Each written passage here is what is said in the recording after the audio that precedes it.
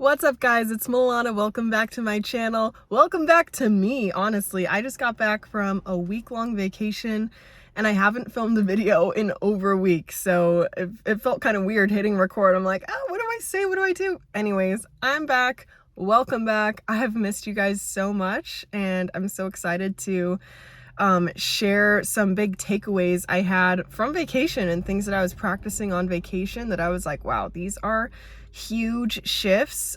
So these are 5 small habits that will change your life forever. 5 mindset shifts. These are all things that tie into your subconscious mind. And as you know, your subconscious mind runs over 95% of who you are. It's like the baseline of just like the motor running in the background, running the car. Okay, so we want to make sure that's all tuned up and just in perfect alignment to create your ultimate reality so that you can live your best life and be happy. Okay, so starting with the first one, these are in no particular order. My first note is to leave disempowering conversations and belief systems. So I have a specific example from my trip. I was on a trip with my family and we were all in the ocean, and then the conversation turned to a specific topic about like timelines with careers, and everyone in my family like basically works in finance, and it's like a very structured path. It's like, first you're an analyst, then you're a senior analyst, then you're an associate, and blah blah blah, you climb the ranks. I actually interned at Goldman Sachs. I was gonna go down that whole rabbit hole too of following finance, and it's a long hard career path, and I was not passionate about it, didn't like it, didn't enjoy it. And anyways, it's just very linear, very structured. And now I'm pursuing a different career path that is very non-linear, very non-structured. And I really have had to change my beliefs around like success. What does success mean? What does it look like for me? What is my definition of success? Like my financial future, my financial path, as well as like my impact on the world and like what I'm creating and what I'm passionate about and my purpose. Like my beliefs and my idea around career has changed so much from like choosing to change my beliefs and to create my own reality versus just going down the same old path that everybody else goes down, especially in my family. I'm sure it's the same for like most people. So as they're talking about this, I catch myself like falling into the same thought loops if I am surrounded by that conversation. So I actively got up out of the ocean and left. And then I put in an audiobook, and then I went for a long walk on the beach, and I spent like over an hour by myself. And so I just want to encourage you, like if you're in a situation with friends or with family or anybody where it's a really disempowering conversation, or it's just like feeding a lot of energy into a belief system or ideas or a lifestyle that is not in alignment with who you want to be, who you want to become, if you have the ability to leave, I would recommend just leaving the conversation. That was a situation where I literally just like got up and left.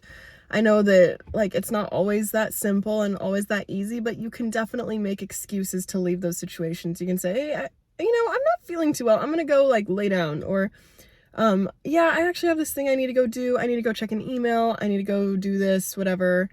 Like, make up an excuse and like go for a walk, go change your beliefs. And I specifically will go put something on to listen to refuel my belief in myself and my future and what I'm creating. So maybe that's an audiobook, maybe it's a YouTube video, maybe it's a meditation or music, but yeah, you are in charge of your brain and your thoughts, and like you're the gatekeeper of what gets in. So be clear about like what you want to allow into your mindset.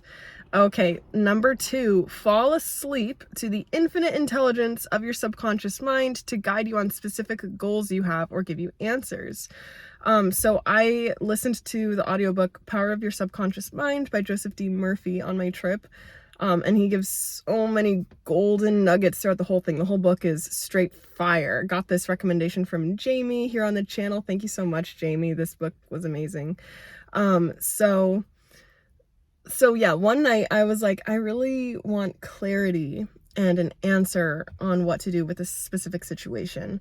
And I had just listened to this chapter in the book about how like your subconscious mind knows everything there is to know in the universe, and you can ask it for answers. Specifically, do this when you're going to sleep. So one night I went to sleep and I repeated this phrase, like honestly maybe only like once or twice, and I said like, I surrender to the infinite intelligence of my subconscious mind. Subconscious mind, please reveal to me blah blah blah, the answer to this thing and what I should do about it. Reveal it to me now. And then I fell asleep. And then the next day I was doing a meditation, and then I just had this vision of like XYZ, all these things playing out of this specific situation. And I was like, whoa, literally this happened the next day. I got the answer in a meditation. So whatever it is you need help with, whatever it is you need advice on, what to do next, this works with anything: business, relationship, career, like, yeah, literally anything. Ask your subconscious mind to reveal to you the answer, and do this as you're falling asleep. Okay, number 3. I have a note. It says, thoughts we have about others are created by us. Think of others how we want to be thought of. Okay, guys, I am human. I know I give all this advice on my channel, but I also talk about it because I need the reminder, and when I talk about it, it helps me to embody it more. I definitely had moments on my trip where I caught myself judging other people and being like, oh, blah, blah, blah, like judgmental thoughts, and critical thoughts. And then in this book, he talks about how any thought you have about someone else is created by you. Everything that happens in the world is a neutral situation. It's a neutral thing. Like, take a flower, for example. If there's a pink flower, that pink flower is not beautiful nor ugly. It's not strong, it's not delicate. It just exists. It's up to the observer to give it meaning and to create meaning. So I could walk up and say, ew, that's an ugly flower, or that's a smelly flower. And someone else could walk up and say, oh my gosh, that's the most beautiful flower I've ever seen. It smells delicious.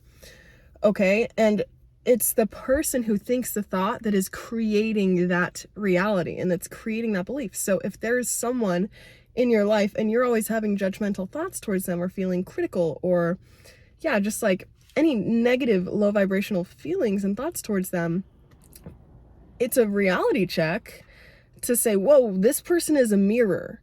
They are not anything really. If I'm thinking negatively of them, I'm the one that's harboring those thoughts.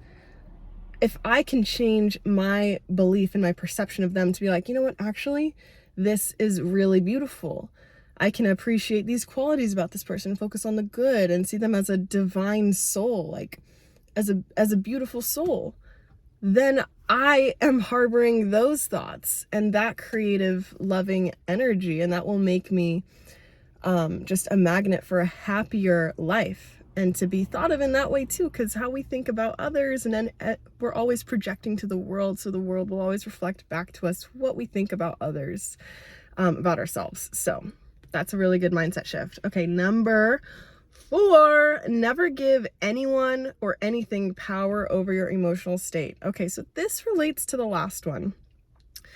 We never want to give our emotional energy and like our thoughts and feelings, we never want to give that power away to something outside of us to like make us feel a certain way. This was a tidbit I got from the book as well, and I know we've talked about it on this channel before too, but it's basically saying like, say somebody cuts you off while you're driving, you could let that really make you mad and get angry, and you could be like, oh my gosh, that person sucks, I'm so mad. Ugh. And then you get to your destination and someone's like, how you doing? And you're like, I'm so mad, I'm so upset, everything is wrong, the world is against me, blah blah blah. You're just gonna be a magnet to recreate those same situations. And you just, like I said with the example of the flower, if everything is neutral and you're the one who gives it meaning, you've now given away your peace of mind, your happiness, your well-being to something outside of you. Versus if that person cuts you off in traffic or whatever, and you're like, haha, that's funny, that's actually hilarious, or it doesn't bother me, I don't care. Like, if we can be emotionally resilient and not let something outside of us take control of our emotions, we'll be so much more powerful. And this is actually making me think of a lot of marketing. So a lot of marketing and advertising is very fear-based, and if you can capture someone's emotions, you can control them. And the most powerful emotion to control someone with is fear. So if you notice a lot of commercials, especially like I want to avoid certain words so I don't get like shadow banned on YouTube, but like medicines, for example, those will trigger fear, and then they've got you captured by your emotions. And then if you're afraid, then you're way more likely to comply with what they tell you to do. So don't let people make you fearful. It's all an illusion, and you can change your thoughts about it, and you can actually be in peace and harmony, and not be affected by those things. Okay.